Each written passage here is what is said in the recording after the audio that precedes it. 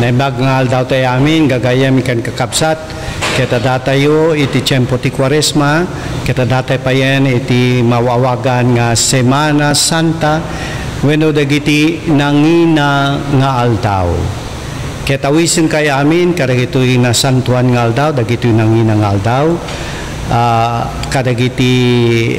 pangawawis iti simbaan, iti panagpenitensya, pananglagip tayo, iti panagtutok, ken ipapatay, ken panagungar ni Apoteng Jesucristo. Ti tiyempo ti Kwaresma, ti tiyempo ti Semana Santa, dagito nga nanginang aldaw, isuman ti awis, wenno pangpalagip kada tayo, ti kasapulan tayo, nga lagipen manen iti Apo a Diyos, bigbigen tayo dagiti basbaso tayo, pagbabawian tayo da,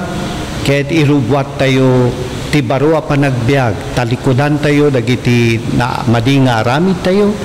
ket ipasnek tayon, ipudpudno tayon, ipamaysa tayon, ti agaramid, iti kinaimbag, tapno kasta may raman tayong tumet, iti